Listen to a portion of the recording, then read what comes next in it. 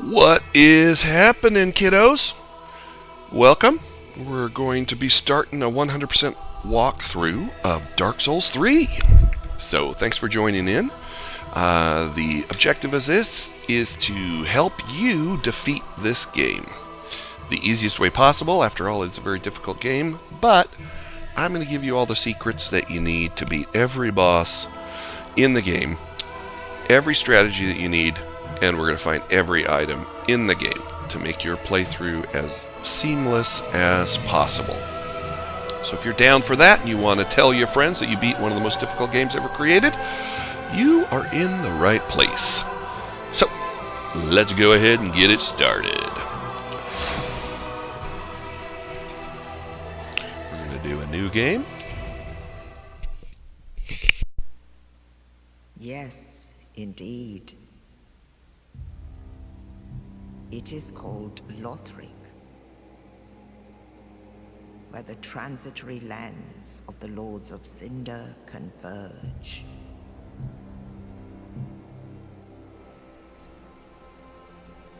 In venturing north, the pilgrims discover the truth of the old words. The fire fades, and the lords go without thrones.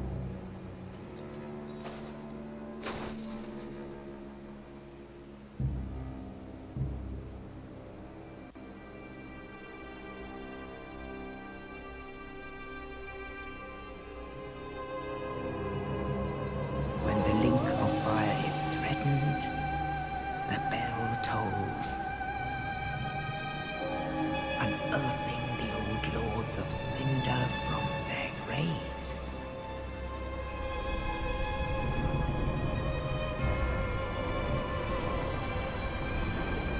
Aldrich, saint of the deep,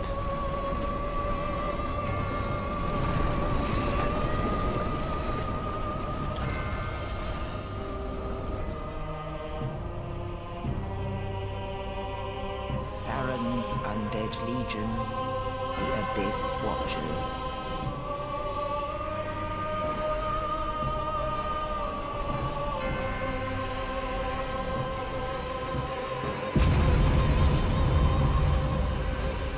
And the reclusive lord of the profaned capital.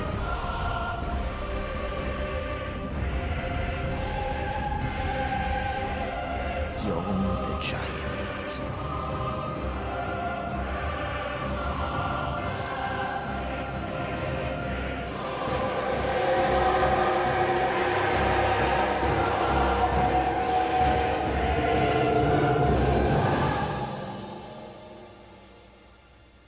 Only in truth,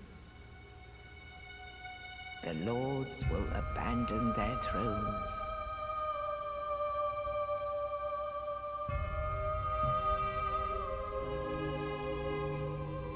And the unkindled will rise.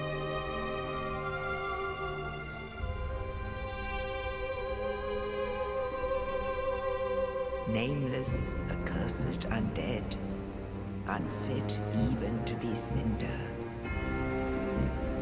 And so it is that ash seeketh embers.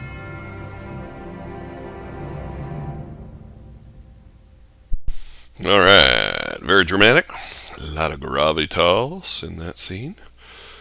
But we are ready to get our party started. So, put in our name. Make sure I spell it right.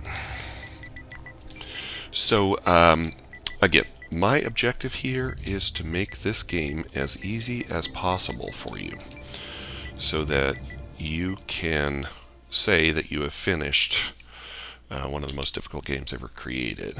You just keep our gender male, young, why not? We're going to go with a knight class. You start with a full set of armor and a 100% physical blocking shield, which is great. You also start with the longsword, which is a great weapon. It's going to serve us well for quite a while in this game. It's a great swing. Mercenary, if you want to double up your weapons. I know he has a shield in the picture, but you can you get sellswords, twin sellswords, which you can two-hand. I went through the game the first time with this guy. Gotta make sure your rolls are on point, not getting hit. If you want to get Viking all over it, go ahead and grab the warrior. Herald deals with faith. It's fairly balanced across the things. Thief starts with this wicked bandit knife, which does bleed damage. So if you can hit a bunch of times, you get the bleed to proc, and a big old pop happens. A lot of fun, but if you can't dodge, you are going to die. Assassin, more of the same. Sorcerer, you can cast spells, magic spells. Pyromancer, you can cast fire, which is a lot of fun. Pyromancer is a ton of fun. Cleric throws miracles, so it's a faith build with a lot of strength. So if you want to do strength and miracles, this is your dude. And then deprived is you have nothing. So we're not going to do that.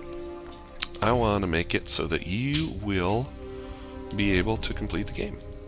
We're going to grab the Sovereignless Soul here because that will get us a few more echoes to start out with. Feel free to experiment with all the different faces. Each one of these you can then adjust. Like when you select it, you can get more specific. We're not going to worry about it because it takes a lot of time, and we're not going to ever see our face because we are going to have a helmet on the whole time. Our build, though, we're going to go burly upper body on it. We are ready to pwn some noobs. And here we are. We're going to finalize our creation and get our game started.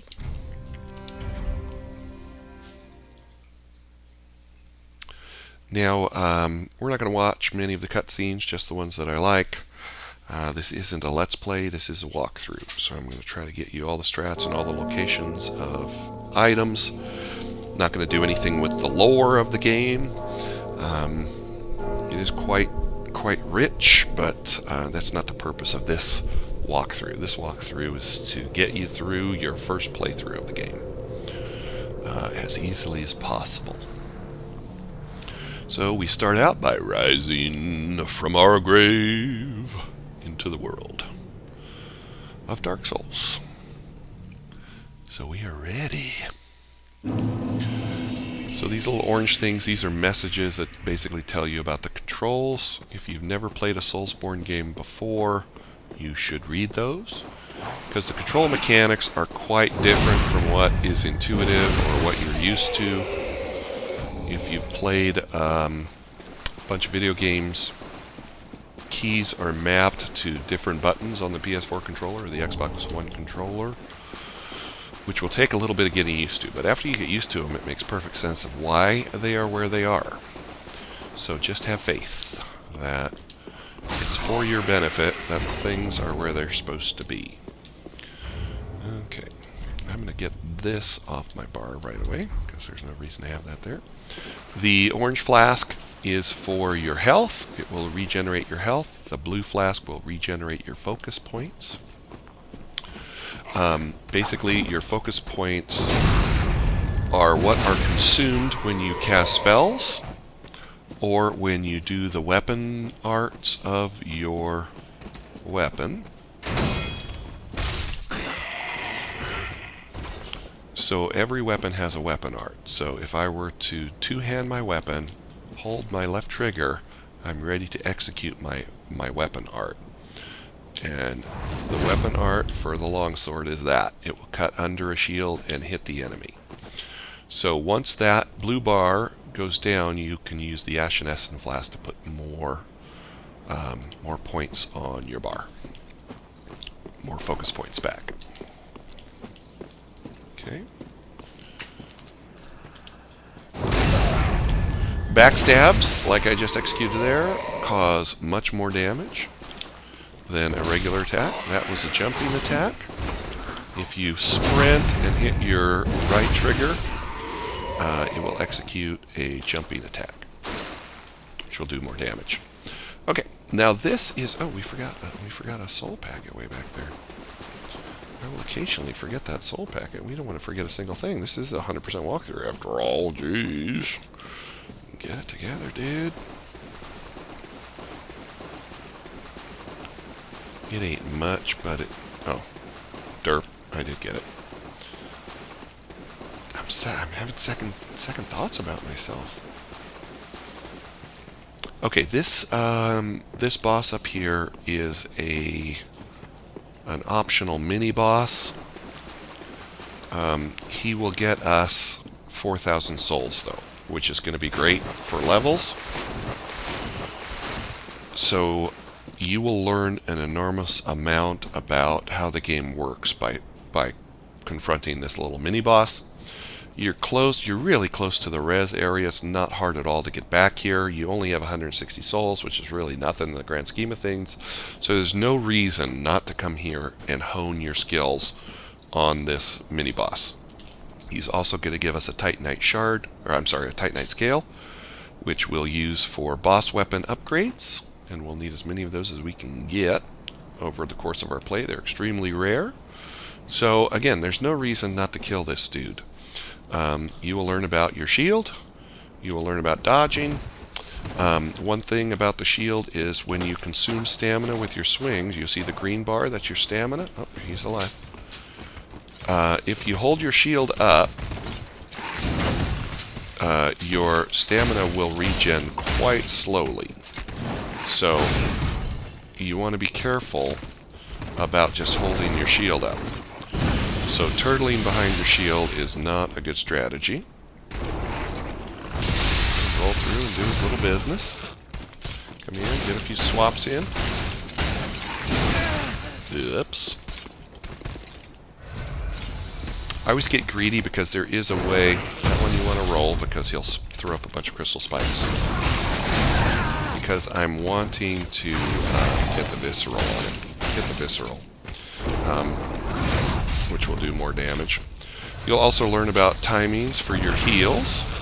You can't just heal when you want, because when you're healing it does take some time. And the time that it takes, here's the visceral, it will do a lot of damage. The criticals do a lot of damage in the game. I was greedy, but I needed only one more hit. I thought I could get it. So there you go. So you get Titanite scale, and we get 4,000 souls, which is great. Souls are the currency of the game. It's how you level up. It's how you upgrade your gear. So souls are what it's all about. So again, you might die to this guy a number of times. Just keep at it. The skills that you will develop will pay huge dividends later in the game. No reason not to get good on that guy. Okay, we're going to come around. And we're going to light our first bonfire. Bonfires are the res points in the game, so if we die, we will now res right here. We're not going to die, but if you do die, this is where you will come back and rest. When you rest, you'll notice it refills the number of Estus flasks that you have. If you've used any, it will refill them. It will also repopulate all the enemies in the game, or in the level. So if you were to go back, all those enemies would be back there alive again. Except for the Crystal Beast. They don't respawn. NPCs don't respawn after you beat them, and bosses don't respawn. So you can't go back there and farm the Crystal Beast. He's dead now forever. Or until New Game Plus. New Game Plus is what happens after you beat the game. You can come through and you will hit less hard, and the enemies will hit even harder. I hate hitting this rock with my sword on the backhand. It's just as annoying. But I do it every single time I start a game. Hit this rube, get him out of the equation. Head back up. Oops, we almost ran past a shiny. Another fading soul. Alright, now, I'm going to try to drag this little guy out of the way. There we go. We're going to need to do a jump here. We're going to execute a jump, and we want to land on that coffin. If we were to just try to jump from here, we would miss the coffin. If you go too far to the left, you're going to roll off. Go too far to the right, you're going to miss on that side.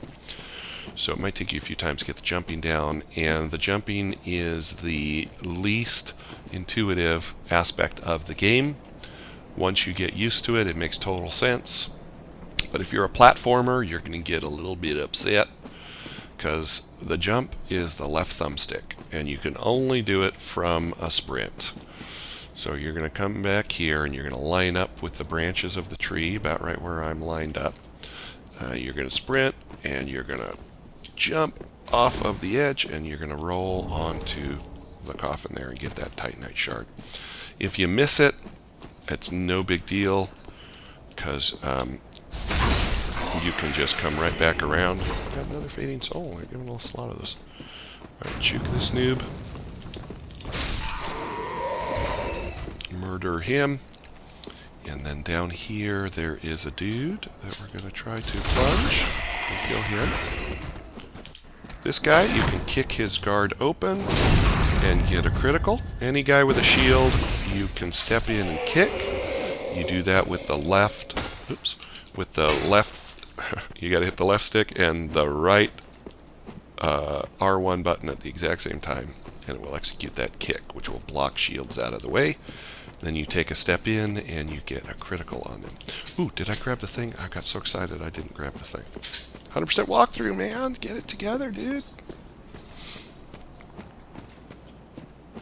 So the reason we dropped down here was to get these firebombs. Those will come helpful later in the game. We're not going to use them here. You can if you want, but the strategy I'm going to show you doesn't require you to use them. They do a lot of damage against abyss creatures, but the last thing you want to do is step out and try to launch a fireball or a bomb at this dude when he converts into his, or transforms into his abyss state. The strategy on this guy, this is Iudex Gundur. Iudex, if you know your Latin, means judge. So he's judging basically whether you deserve to go through those two doors. You could go try to open those doors now, but they will not open. You must kill Iudex first to start the game proper and exit the tutorial area. You'll notice here he has Abyss shooting out of his back here. All bosses in Dark Souls have at least 2 phases, some have 3. And what happens here is, gotta get these dogs out of the room, they're bugging me. What happens here is you're going to pull out the sword, and when we get him half dead, he is going to transform into an abyss beast. So the dog came right back in the room. They want to be in with Daddy. He will transform into an abyss beast. Now our strategy is going to keep right on his hips here, right on his hips, and swing away. When he transforms, your instincts are going to tell you to back away and protect yourself. That is the exact wrong thing to do. You want to stay right in on him. He will jump in the air in his second phase, at which point you'll have to get your dodge down so that he doesn't hit you, get your roll down. And basically just stay in on him and whack away. So the fight starts when you pull out the sword. And you can get wax in on him right from the beginning. So go ahead and get some wax in. And get that shield up. And you're just going to circle around. Get a couple wax in. Circle around. When he hits you, it takes a lot of your stamina. So use that shield. That's why you have it.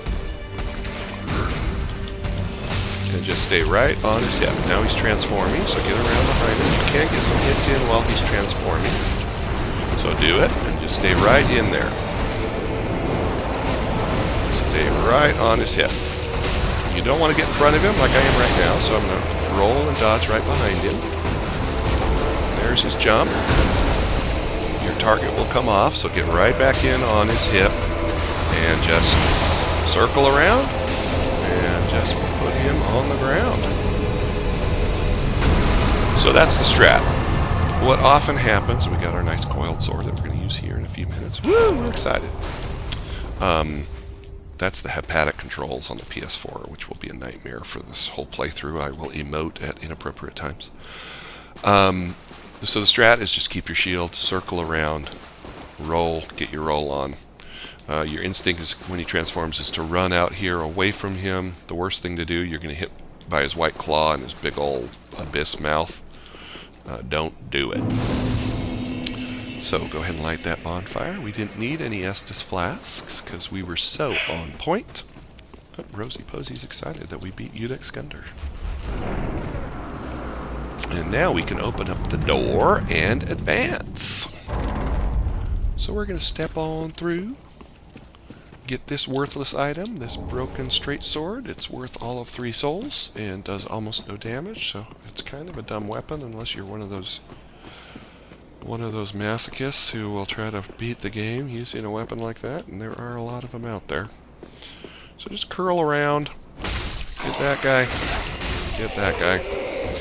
and then come back and get these 2 rubes. Because, I always manage to plant one on me. Irritating. Because if you don't, when you're playing these 2, you're hitting these 2 guys, they will come down and add themselves into the mix, and then you'll have 4 enemies, and that's never good. Come around down here, kill this guy, only takes 1 hit. If you have your kick game going, boom, get in there, and get that visceral. Make sure he meets his maker. Go ahead and grab this Homeward Bone. Homeward Bones transport you back to the last bonfire you were at. They are consumed when you use them, so you don't want to be using them very much all the time. You don't want to run out of them because there's going to be times when you really need them. And there's nothing worse than really needing one and then you don't have it. So we're going to come over to this dude, and I'm going to try to kick him off the edge into oblivion. Unfortunately, I hit him first, but the kick came through in the end, so all is well. And he went on the long flight to negation. Okay, we're going to come up here. We're going to be going through that door you just saw soon enough. Come up here and grab this. Oops, I'm in the wrong place for this worthless shield. It is actually up here, so go ahead and grab that. It is totally worthless. And normally I won't grab it right away, which is probably what I should have done there. I probably shouldn't have grabbed it, because I ended up getting hit. That's probably why it's there. It's probably a trap. I usually come and kill those 2 guys first, but I thought, no, I'm going to grab this first, and look what happened. Stick with the patterns. Or we come up here, and there is another Homeward Bone. Come on over here, slide down, grab an Ember. You'll notice, I forgot to mention, you'll notice now we have kind of flames coming off of our armor. We are embered. When you are embered, that state is triggered when you defeat a boss, and you become embered again. And it gives you more health. I think it's 20% more health. So if you die, that ember disappears. You can reactivate the embering by consuming an ember from your inventory. And you need to be embered in order to draw in NPCs to help you, or to draw in other players to help you. So now we're coming into Firelink Shrine. This is our main hub of the game. And we're going to talk to this dude here. He's kind of depressed, but let him be depressed.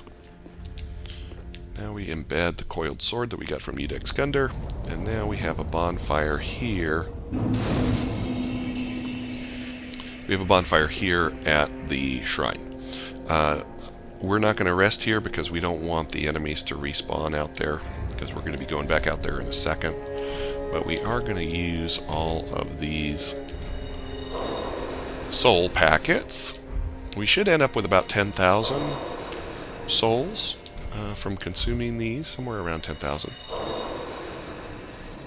And this last one is the one we got for our burial gift. So there we are, 10,800. So this lady is where we level up.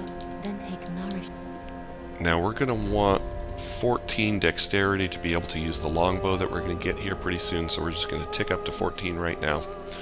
And then, oops. And then I keep endurance and vigor. We're going to try to get those to 20 for too much longer. I always take up endurance first because stamina is so important. There's nothing worse than having an enemy going to be dead with one more swing, but your stamina's gone. So then you have to back out, and it just gives them another chance to pound you. But vigor, you'll see up there in the middle column up at the right. HP, that's our health points or hit points. That's what affects those. The endurance affects your stamina. And then attunement affects the number of spells you can slot, and also how many focus points you'll have. So we're going to keep it with that to start out here. Farewell, Ashen. Okay, and now we are going to go and get one of the best dex weapons in the game. And we're going to do this by coming into this little alcove right here. We're going to cheese this guy right off the edge. It's kind of weak sauce putting this guy here because he just destroys you at this point in the game. You have almost no health, no stamina, and he just decimates you. So if you come down, if you can pull him, sometimes he'll go back up there. You have to keep pulling him. You want to pull him so that he will launch himself over the edge like that. And there he went off into the great beyond and died. So yeah, I have no guilt about doing that. I really don't. It's so cheap putting that guy here in the tutorial area just to have you lose all of your souls to him. So whenever someone dies and you need their stuff, you just log out of the game and log back in. And all of his gear, that's not much, but the Uchigatana is the dex weapon that he was using, which is a great dex weapon early on. It does not have much, and the Master's Attire, Master's Gloves, which are kind of useless, but the Uchigatana doesn't have much in terms of durability. Breaks a lot, so if you look in the middle column under the picture of our weapon, it says durability 63 out of 70. The Uchigatana only has 35 durability, but you'll notice the C scaling the left side of the middle column all the way to the down, or down to the bottom, attribute bonus. C scaling will make it work off of dex really, really well. So it does a lot of damage, but it will break pretty easily. But if you're doing a dex build, it's a pretty good weapon, and it also does bleed damage, which is a lot of fun. Oh, there is Rosie Posey. This episode's going to be a little bit on the longer side. I'm going to want them to be about 30 minutes, somewhere around 30 minutes. So this is going to be a little bit longer, but we've got to clear out all this stuff while we are here. So now we are going to do a trick jump, which is absolutely required at this point. It's one of those things that's, you're either going to do the first couple times or it's going to take you a million times. If it takes me a million times, I'll just edit out all the failed jumps. But what you want to do is you want to sprint, and right about here you want to hit your jump button to get up on this roof. You can't get up on this roof from here. I know it looks like you should be able to just climb up on it, but you can't. It just doesn't. You just don't jump high enough to get up there. So you got to use this tree. This was built into the game to be used for this. We're doing this because there's a ring that we want to get, which will get us 10% more echoes on every enemy that we kill, which is going to make a big difference as we proceed through the game. So let's just try to get our jump on. And like I say, if it takes me a million tries, I'm just going to edit out all the bad ones. So it looks like we should have been making it on that one. So you just come back and you just over and oh, ripped off, man, ripped off. And there's you can also try to come from the side and angle this way. That is a much harder jump if you're not used to the thumbstick jumping. It's just easier to come straight ahead from this side.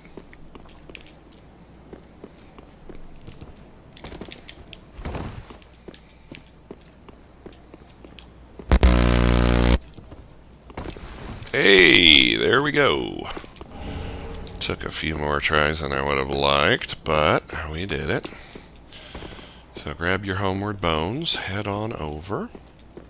Make sure you don't sprint out this door, because you will roll off that edge and have to go do that jump all over again. If you're as bad a jumper as I am, you're not going to want to do that. Okay, here are these stupid crows. They sit here and they have all of this dialogue. It is so annoying. And it's so stupid. It's just so stupid. Let's just be honest. There are things in this game that are just stupid. And this is one of them. But you're going to leave a bomb here. And they're going to go through their stupid dialogue again.